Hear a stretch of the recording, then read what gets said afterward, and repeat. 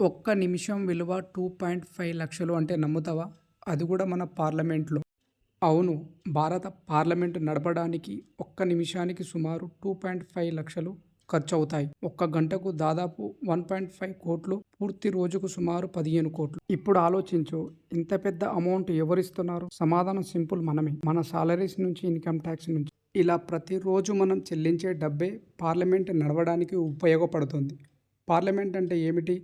దేశానికి సంబంధించిన ముఖ్యమైన నిర్ణయాలు తీసుకునే ప్లేస్. కొత్త చట్టాలు ఇక్కడే తయారవుతాయి. మన ఫ్యూచర్ ఇక్కడే డిసైడ్ అవుతుంది. కానీ రియాలిటీ ఏమిటంటే చాలాసార్లు డిసిషన్ కంటే అరుపులు, నినాదాలు ఎక్కువగా వినిపిస్తాయి. ఒక్కోసారి సీజన్ మొత్తం వేస్ట్ అవుతుంది. అంటే కోట్ల రూపాయలు లిటరల్లీ వేస్ట్ అవుతున్నాయి అన్నమాట. మనం కష్టపడి సంపాదించిన డబ్బు వాళ్ళు వృధా చేస్తున్నారు. ఒక్కసారి ఇమాజిన్ చేయి, ఒక గంటలో 1.5 కోట్లు బర్న్ అవుతున్నాయి. అదే డబ్బుతో డెవలప్మెంట్ చేయొచ్చు. స్కూల్స్, హాస్పిటల్స్, రోడ్స్, ఎన్నో ప్రాబ్లమ్స్ మనం సాల్వ్ చేయొచ్చు. అందుకే ప్రతి నిమిషం ఇంపార్టెంట్. ప్రతి డిసిషన్కి మీనింగ్ పక్కా ఉండాలి.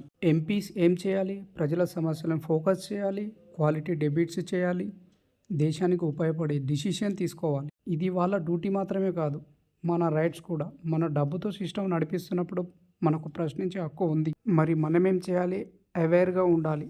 రైట్ లీడర్స్ని సపోర్ట్ చేయాలి. తప్పు కనిపిస్తే క్వశ్చన్ చేయాలి. ఎందుకంటే ఇది మన దేశం, మన డబ్బు, మన ఫ్యూచర్. చివరిగా ఒక్క క్వశ్చన్, రోజుకు 15 కోట్లు ఖర్చు అవుతున్న ఈ సిస్టమ్ సరైన విధంగా యూజ్ అవుతుందా?